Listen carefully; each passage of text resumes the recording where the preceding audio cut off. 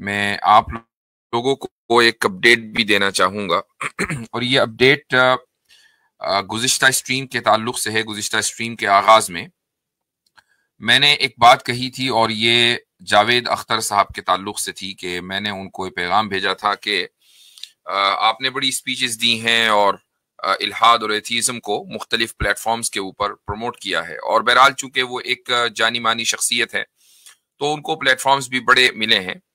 लेकिन ये एक अच्छी और खुशाइंद बात है कि उनसे मुतासिर ज़्यादा लोग हिंदू हैं, और वो ये समझते हैं कि भाई ये चूंकि हिंदुओं का मसला एक ही होता है। मैं हमेशा कहता हूँ कि मुल्हिद और हिंदू दोनों ही का IQ लेवल बहुत कम होता है, और यहाँ इत्तेफाक ये है कि मुतासिर करने वाली शख्सियत जावेद अख्तर मुल्हिद हैं और मुअस्सिर होने वाली जो अफराद हैं वो हिंदुओं की एक बेहंगम किस्म की भीड़ है।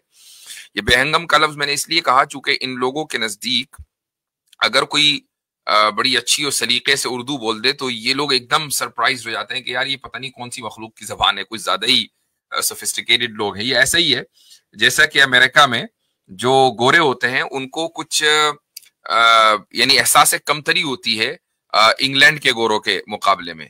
तो जब इंग्लैंड के गोरे अपने खास अंदाज और लबो लहजे में गुफ्तगू करते हैं तो अमेरिकन भी मुतासिर होते हैं और सोचते हैं कि इससे कोई फर्क नहीं पड़ता कि इस बंदे के पास कोई डिग्री है या नहीं, मालूमात है या नहीं, ये जो बोल रहा है ये बड़े शाइस्ता और सलीके से बोल रहा है, लिहाजा सही कह रहा होगा।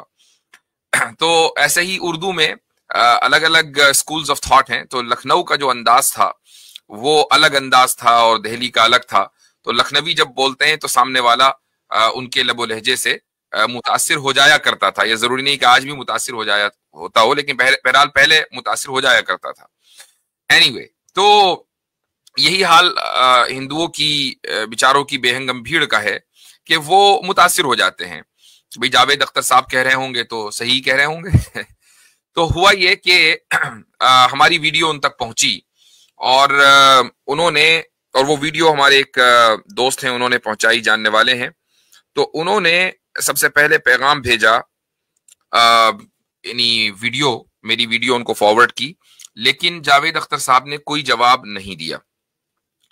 अच्छा, हुआ यह था कि सबसे पहले जो कम्युनिकेशन हुआ था से कि उन्होंने जावेद अख्तर को पैगाम भेजा और कहा, मोहतरम जावेद अख्तर साहब, मुफ्ती यासिर नदीम अल-वाजदी साहब आपसे एथीज़म वर्सेस इस्लाम पर बात करना चाहते हैं। क्या आप बात करने के लिए तैयार हैं? मैं उम्मीद करता हूं कि आप अपनी रजामंदी का इजहार करेंगे। तो जावेद साहब ने जवाब दिया, हुजूर, मजहबी साहबान में आमतौर से जज्बात की फरावानी और जब्त का फुकदान होता है, लिहाजा ये बहस महज बदमजगी का बाइस हो सकती है। यूं भी क्या इम्कान है कि वो मेरी कोई भी बात मेरे 1000 जवाज देने पर भी मान सकते हैं? ये उनके बस की बात नहीं है। तो देखें, ये एक खास एथीस्ट का अप्रोच होता है। वो समझते हैं कि हम बहुत ही ज्यादा इनलाइटेंड हैं और जो मजहबी लोग हैं उनके यहाँ जब्त नहीं होता, उनके यहाँ सब्र नहीं होता, वो सामने वाले की बात नहीं सुनते, बहुत जज्बाती होते हैं। मैं तो दलाइल दूंगा। खुद ही मान लिया कि मेरे 1000 जवाज देने पर भी वो मान नहीं सके। मैं तो दलाइल दूंगा लेकिन चूंकि वो मजहबी हैं तो वो नहीं मानेंगे। तो ये उन्होंने एक असम्पशन क्रिएट किया। उसके बाद खैर इनमें आपस में बात हुई। फिर इन्होंने दोबारा उनसे राब्ता किया 2 दिन पहले गालिबन। इन्होंने कहा कि जनाब, आपने तो मौलवी साहब के नाम पर मुकम्मल खामोशी इख्तियार कर ली है, जरा हिम्मत दिखाते हुए मौलवी साहब से बात करने की कोशिश करें। तो उन्होंने जवाब दिया कि मौसूफ अमेरिका में रहते हैं, यानी मेरे ताल्लुक से कहा कि मौसूफ अमेरिका में रहते हैं, अब या तो मैं वहां जाऊं या जूम पर बात हो, मेरा कोई मसला नहीं है, आप बात कर लें, कैसे करना है। तो यहां हमें उम्मीद लगी कि भाई बात हो सकती है जावेद अख्तर साहब से। तो फिर आगे उन्होंने ये फरमाया, वैसे मैंने व्हाट्सएप पर मौलाना की बहस किसी मुल्हिद से देखी, महज कट हुज्जती हो रही थी, खासी मायूसी हुई। शायद वो उवैस इकबाल वाली उन्होंने डिबेट देखी थी, अल्लाह आलम कौन सी देखी थी। तो खैर मैंने जब ये मुझे मालूम हुआ तो मैंने जो बीच में साहब थे उनसे कहा कि आप एक काम ये करें कि जावेद साहब से कहें कि अगर उनका कोई चैनल है तो मैं वहां पहुंच जाता हूं और मैं और वो रहेंगे, और या वो हमारे चैनल पर आ जाएं, और चाहे तो जूम पर बात कर लें। और जूम उसकी सूरत ये होगी कि वो रिकॉर्डिंग आपके पास भी होगी, हमारे पास भी होगी, अपलोड करना चाहें। तो इन्होंने उनको मैसेज भेजा, जनाब कल यानी शनिचर को सुबह या शाम, ये जुमा के दिन बात हो रही है, कल यानी शनिचर को सुबह या शाम जूम पर बात हो जाएगी, आप वक्त बता दें आपके लिए कौन सा वक्त मुनासिब होगा। तो क्या किया कि इतनी देर में जावेद साहब ने ये जो बीच में साहब थे इनका नंबर एक रिपोर्टर को दिया। ये रिपोर्टर एनडीटीवी के साबिका रिपोर्टर हैं जिनका नाम है संदीप उपाध्याय। तो इन्होंने अभी हाल फिलहाल में कोई यूट्यूब चैनल शुरू किया है रेड माइक के नाम से, द रेड माइक के नाम से। तो बहरहाल उन्होंने इन साहब को राब्ता किया। अब देखें एनडीटीवी का एक साबिका रिपोर्टर राब्ता कर रहा है हमारे जो बीच के साहब हैं इनसे। Please let me know when would be a good time to talk. This is regarding a joint interview between Javed Akhtar Sahab and Mufti. This could be on our platform called the Red Mic. Do sample our offering on YouTube. तो इन्होंने ये कहा कि जी हम moderate, यानी गोया कि हमारे प्लेटफॉर्म पर होगा, हम उसको फैसिलिटेट करेंगे। साथ में उन्होंने ये भी कहा कि ये लाइव नहीं होगा बल्कि रिकॉर्डेड होगा और हम एडिटिंग करके अपने चैनल के ऊपर इसको डालेंगे। तो भाई मैंने उन साहब से कहा कि क्या ज्यादा ही कुछ बेवकूफ समझ लिया, क्या समझ रहे हैं वो। एक तो ये कि मैं रिपोर्टर्स के ताल्लुक से वो चाहे कितने ही लिबरल और न्यूट्रल क्यों ना हो, मेरा नजरिया यह है कि मीडिया को या रिपोर्टर्स को मजहब के ऊपर बात करने का कोई हक नहीं है। उनका ताल्लुक है खबर देना या जो सियासी मामलात हैं उनके ऊपर तबसरा करना, उनका मजहब से क्या लेना देना। तो मजहबी मामलात पर पहले तो ये कि मीडिया को इन्वॉल्व होने की कतई कोई जरूरत नहीं है। मुल्क का जो माहौल है वो इसी वजह से बिगड़ा है, एक बड़ा फैक्टर ये है। दूसरी बात यह है कि भाई जब बात मेरी और जावेद अख्तर साहब की होनी है तो एक तीसरा बंदा कि जिसको हम जानते नहीं वो मॉडरेट क्यों करेगा, और मॉडरेट भी इस तरह करेगा कि रिकॉर्डिंग होगी फिर वो एडिटिंग करेगा और एडिटिंग करने के बाद वो अपने चैनल पर डालेगा। तो इतने भी बेवकूफ नहीं है कि हम जो है आपकी सारी बात मानते चले जाएं। गुफ्तगू के उसूल पर होती है। तो मैंने जावेद अख्तर साहब को पैगाम भिजवाया कि हम आपके पास आ जाएंगे, आप अपने चैनल पर बुला लें। तो उन्होंने कहा कि नहीं मेरा तो कोई चैनल नहीं है। तो जो बीच में साहब हैं सालिस, वो ये कहते हैं कि उन्होंने जावेद अख्तर को लिखा कि आप मुफ्ती साहब के चैनल पर तशरीफ लाएं, आपको शिकायत का मौका नहीं मिलेगा। तो उन्होंने जवाब दिया जावेद साहब ने कि अगर ये रेड माइक वाले आपकी शराइत पर तैयार नहीं है, ऐसा करते हैं मार्च अप्रैल में मैं अमेरिका आ रहा हूं तो रूबरू ही कर सकते हैं, मौलाना किस शहर में मुकीम है। तो इन्होंने बहरहाल जवाब दिया कि मैं शिकागो में हूं।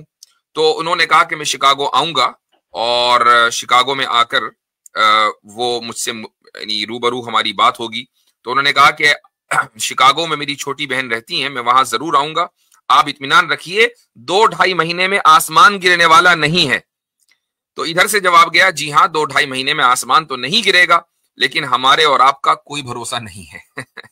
तो बहरहाल इन्होंने कल फिर ट्राई किया और कहा कि मुफ्ती यासिर साहब की लाइव स्ट्रीम संडे को रात 9:30 बजे हो रही है, अगर आप रजामंदी जाहिर करें तो हम आपको स्ट्रीम यार्ड का लिंक पहले भेज देंगे, आप अपने मोबाइल से भी ज्वाइन कर सकते हैं। तो उन्होंने कहा कि मैं आज रात लखनऊ में कैफी आजमी यादगार मुशायरे में हूं, आज उनकी सालगिरह है। तो बहरहाल ये अभी तक की गुफ्तगू का खुलासा है। तो हमें उम्मीद है कि जावेद साहब से गुफ्तगू होगी, ना भी हो कोई मसला नहीं है। यानी ऐसा नहीं है कि कोई वो हिंदुस्तान के मुसलमानों को मुल्हिद बना देंगे, वो ऐसा नहीं कर पाएंगे इंशाअल्लाह सुम्मा इंशाअल्लाह। हाँ, लेकिन ये कि वो हिंदुओं के ऊपर एक बहुत ही जबरदस्त किस्म का इम्पैक्ट रखते हैं और चूंकि एक आइडियोलॉजिकल शख्सियत है तो इसलिए मैंने पहले भी ख्वाहिश का इजहार किया था कि मेरी और उनकी गुफ्तगू होनी चाहिए और इंशाअल्लाह अच्छे माहौल में होगी। और मैं एक चीज ये भी बता दूं, चूंकि हो सकता है कि ये वीडियो भी उन तक पहुंचे, कि जो मुनाजरा हुआ था मेरा उवैस इकबाल के साथ, तो वो एक यानी उसका आगाज बड़े दोस्ताना माहौल में हुआ था और इसीलिए मैंने उनको अपने यहाँ मदऊ किया था। वो आए और शुरू में गपशप लगा के हमने जो है वो गुफ्तगू का आगाज किया और शुरू के 10 मिनट तक मैं यही सोचता रहा कि उवैस साहब कटहुज्जती नहीं करेंगे। जो लफ्ज जावेद अख्तर ने इस्तेमाल किया है वो दरअसल उनके ऊपर फिट बैठ रहा है, उवैस इकबाल के ऊपर, और मेरी जो बात है वो गौर से सुनेंगे, मैं उनकी बात गौर से सुनूंगा। लेकिन शुरू के 5-10 मिनट में ही मुझे अंदाजा हो गया कि नहीं, वो समझने या वैसे ही बात करने नहीं आए हैं बल्कि वो डिबेट करने के लिए आए हैं। और फिर मुझे फौरी तौर पर याद आया उनका एक जुमला कि एक दिन पहले या 2 दिन पहले जब हमारी बात हुई थी मेरी उवैस इकबाल की फोन पर, तो उन्होंने ये कहा था कि मैं आपके पास आऊंगा और रिकॉर्ड भी कर लेंगे और आप यकीन करें बहुत सुपर हिट जाएगा, आपको भी फॉलोवर्स मिलेंगे। तो मेरे जहन में ये बात आई कि शायद उवैस इकबाल के जहन में ये बात है कि फॉलोवर्स मिल जाएं उनको, कुछ जो कुछ मिले भी होंगे 2-4 हजार उस डिबेट के बाद, और ये कि बात सुपर हिट चली जाए। तो खैर मुनाजरा बड़ा मशहूर हुआ, इसमें तो कोई शक नहीं है, लेकिन अगर सामने वाले के जहन में ये हो कि गुफ्तगू को सुपर हिट बनाना है या मुझे कुछ सब्सक्राइबर्स चाहिए, तो फिर वो खुलूस खत्म हो जाता है और एक सोचने और समझने की जो सलाहियत है वो बंद हो जाती है। और यही वजह हुई कि फिर जब हमने महसूस किया कि ये साहब समझने के लिए नहीं बल्कि मुनाजरा बराए मुनाजरा, debate for the sake of debate इसलिए आए हैं, तो ठीक है, फिर हमने भी डिबेट का मूड इख्तियार किया।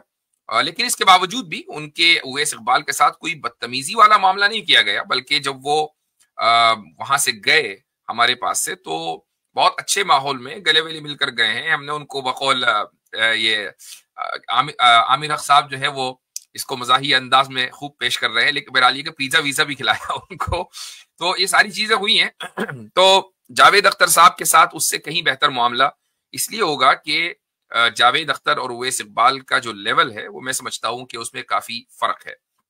वो एक अदबी शख्सियत है, उवैस इकबाल अदबी शख्सियत नहीं है, वो खालिस मीडिया पर्सनल है।